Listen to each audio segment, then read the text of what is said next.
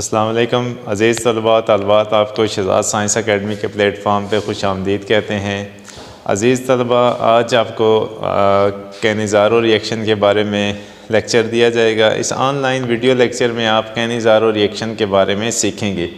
Cannizzaro basically एक name reaction है जिसमें हम ये स्टडी करते हैं कि कौन सी एल्डिहाइड या कीटोन कैनिज़ारो रिएक्शन दे सकते हैं। बेसिकली यह एक ऐसा रिएक्शन है जिसमें हम दो एल्डिहाइड्स या कीटोन्स को कंडेंस करना सीखते हैं। ठीक है, कुछ ऐसे एल्डिहाइड्स होते हैं जिसके पास अल्फ़ा हाइड्रोजन नहीं होता।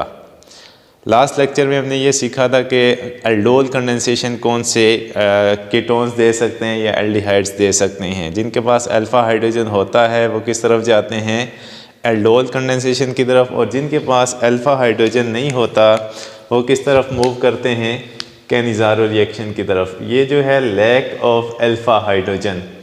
अल्फ़ा हाइड्रोजन किसे कहते हैं, सबसे पहले ये आप सीख सकते हैं कि अल्फ़ा हाइड्रोजन, यहाँ पे मैं ये बना रहा हूँ कि हम जो एग्जांपल ले रहे हैं वो फॉर्मल्डिहाइड की है। फॉर्मल्डिहाइड में देखा जाए तो जो फंक्शनल ग्रुप है वो एल्डिहाइड है। ठीक है, इस एल्डिहाइड कार्बोनिल कार्बन के साथ जो डायरेक्टली कार्बन अटैच होता है उसको हम अल्फ़ा कार्बन कहते हैं। अगर यहाँ पे CH3 होता तो मतलब ये अल्फ़ा कार्बन होता, और इसके साथ जो डायरेक्टली अटैच हाइड्रोजन होता तो वो क्या होता, अल्फ़ा हाइड्रोजन। यहाँ पे दोनों केसेस में कोई भी अल्फ़ा हाइड्रोजन नहीं है क्योंकि यहाँ पे अल्फ़ा कार्बन नहीं है। तो ऐसे एल्डिहाइड्स जिनके पास अल्फ़ा हाइड्रोजन नहीं होता वो कौन सा रिएक्शन देते हैं, कैनिज़ारोज़ रिएक्शन। और ये कौन सा रिएक्शन होता है, बेस कैटलाइज्ड। यहाँ पे मैं लिख रहा हूँ दिस इज बेस कैटलाइज्ड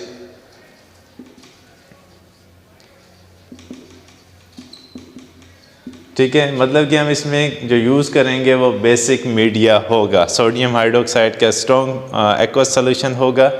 और रिएक्शन पे आ जाए तो डायरेक्ट रिएक्शन के केस में हम दो फॉर्मल्डिहाइड को कंडेंस कर रहे हैं in the presence of sodium hydroxide. और यहाँ पे जो रिएक्शन बन रहा है ये प्रोडक्ट जिसमें जा रहे हैं तो सोडियम फॉर्मेट और दूसरा क्या है, मेथानॉल।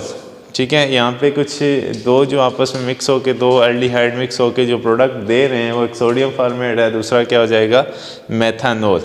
इसमें जो मैकेनिस्टिक स्टेप्स हैं उनको अगर हम देखें तो सबसे पहले जो बेस है जो हम यूज़ कर रहे हैं सोडियम हाइड्रोक्साइड, उसमें जो बेसिक पार्ट है हाइड्रोक्साइड वो किस पे अटैक करेगा, सबसे पहले इस इलेक्ट्रोफिलिक सेंटर के ऊपर अटैक करेगा। और ये जो डबल बॉन्ड है इसका बॉन्ड ऑक्सीजन के ऊपर शिफ्ट हो जाएगा in the form of negative charge.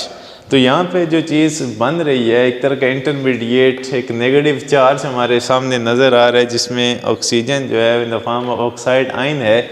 इसको दोबारा से नेक्स्ट स्टेप में हम इसको रीअरेंज करेंगे। ये जो इंटरमीडिएट था ये किसके साथ रिएक्ट करेगा, another molecule of formaldehyde.